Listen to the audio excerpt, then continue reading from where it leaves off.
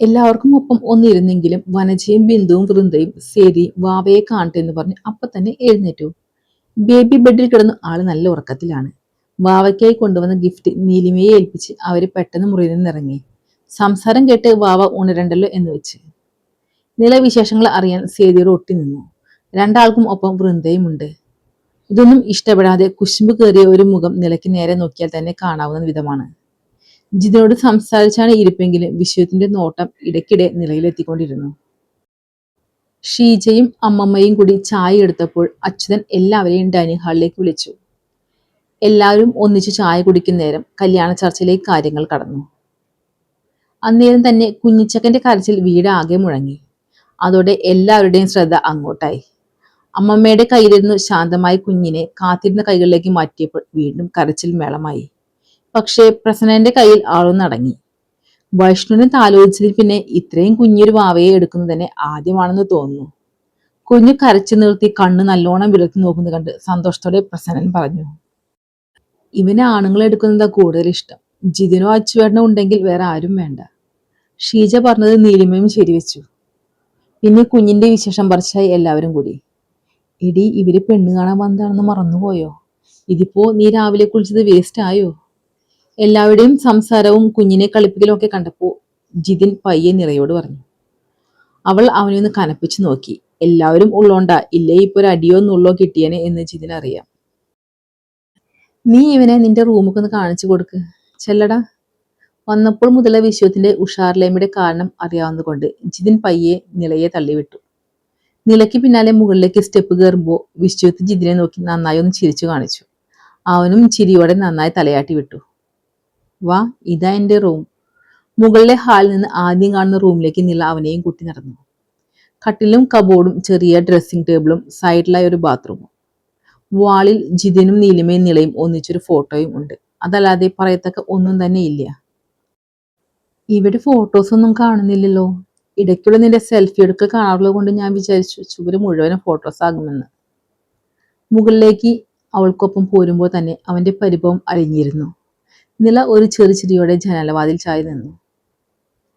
ഇത് അതിന് എൻ്റെ വീടല്ലല്ലോ. അവിടെ ഉണ്ട് വേണ്ടുവോളം ഫോട്ടോസ്. ഇവിടേക്ക് പിന്നെ ചേച്ചിയുടെ കല്യാണം കഴിഞ്ഞപ്പോൾ വന്നതല്ലേ. എൻ്റെ വീട്ടിലേക്ക് നമുക്കൊരു ദിവസം പോകാട്ടോ.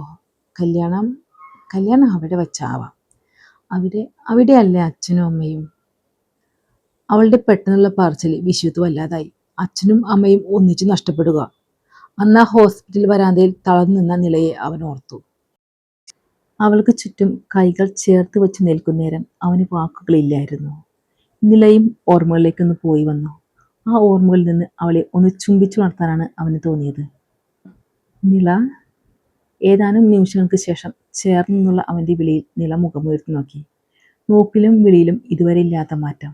നില ഒന്ന് കുളിർത്തുപോയി. ഞാൻ.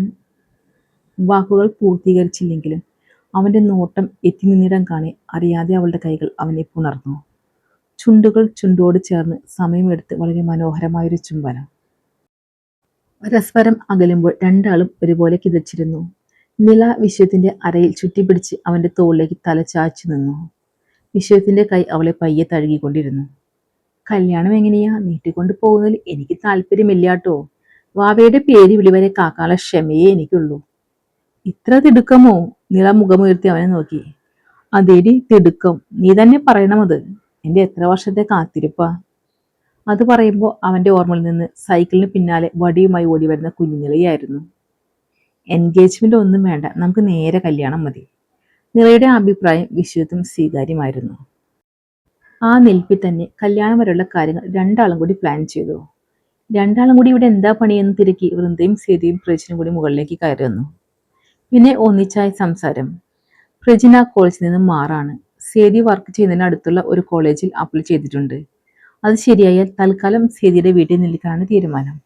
സേതി വർക്ക് ചെയ്യുന്ന ഓഫീസിൽ 2 വർഷത്തെ ബോണ്ടുണ്ട്.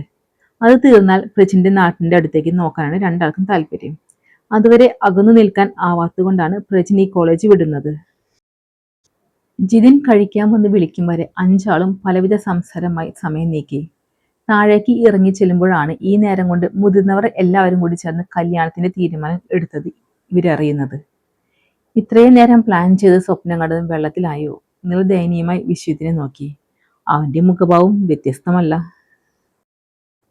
തുടരും. സ്നേഹത്തോടെ, അഭിനവി.